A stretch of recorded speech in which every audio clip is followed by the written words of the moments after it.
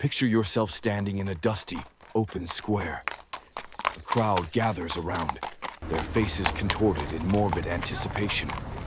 At the center is a condemned person, shackled, trembling, and surrounded by massive, restless horses. The tension is unbearable, and then the signal is given. The horses go in opposite directions, with the human body in between, in an agonizing, stretched position, until the impossible happens. Ripped apart by horses is a punishment so inhumane that one may hardly believe how people could justify such acts. Let us delve deep into this gruesome chapter of history and unravel the chilling truth behind one of the most terrifying execution methods ever devised. Few methods of execution shine with as much horror in the annals of human cruelty as being torn apart by horses. This, or quartering, has been used in various cultures and eras, often reserved for those accused of the gravest crimes, treason, rebellion, or heinous acts that society deems unforgivable. The process itself was a very well-orchestrated method of instilling terror into the hearts of onlookers. Just envision it for a second. The condemned is trussed ropes around the limbs, each leading to a different powerful horse. The horses would have been selected for their strength, yet complete obedience. They are aligned to pull in different directions. The executioner makes sure that everything is just so. The ropes tight, but not constricting.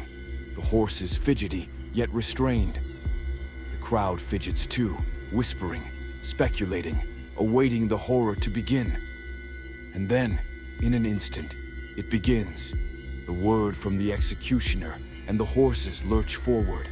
The body resists, pulled together by strength in the muscles, sinews, and bones. But the forces at play are relentless. The condemned starts screaming, a sound that cuts through the air and chills the blood even of the hardest-hearted observer. The body being overstretched beyond what nature can bear, the ligaments burst and snap bones in the endeavor. At last, mastered by the forces, with violence, is the body torn asunder. The physical cruelty is unimaginable, the psychological cruelty likewise. It wasn't an instant death.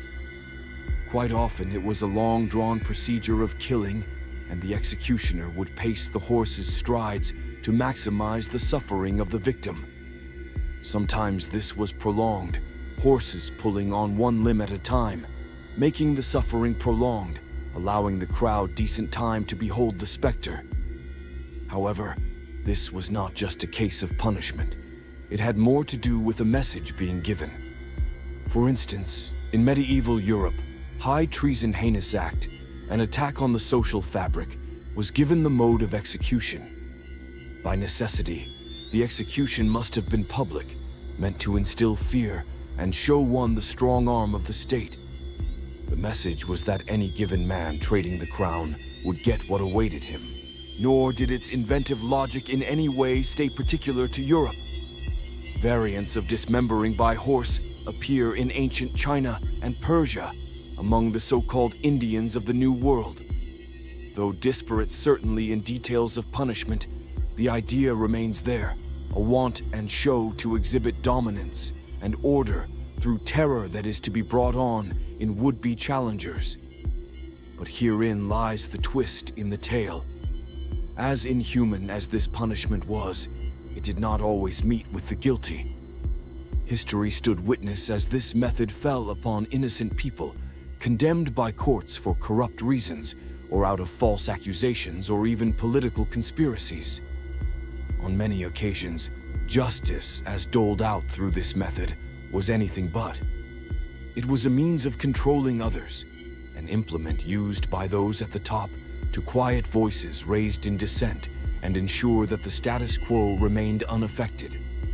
One of the most notorious cases was that of a certain Robert François Damien, who was convicted in 18th century France for the attempted assassination of King Louis XV. What was his punishment? He was to be drawn and quartered in a public square. The execution was so horrific that the crowd which came to see the spectacle of death was said to have been traumatized. Yet, the case of Damien's does assume an important implication in the approach that Foucault assumes. Indeed, his punishment was not a sentence, but an expression of the monarch's absolute power. Let's pause and reflect on what this says about the societies that used such methods. On one hand, it's a testament to the lengths humans will go to maintain order and deter crime. On the other, it reveals the darker side of power, the willingness to use fear and violence to enforce authority. But what about today? Surely we've moved beyond such barbarism, right? Where methods of being torn asunder by horses have long since been abolished, the dynamics of fear and public punishment remain. Consider how we publicly shame people in this digital age. The internet is the execution square of the modern day, global in reach, permanent in memory. And lives are torn asunder, not by horses, but by the masses seeking to see someone punished for an imagined wrong. What then can we learn from this dark chapter of history? First, it's a grim reminder of the risks of dehumanization.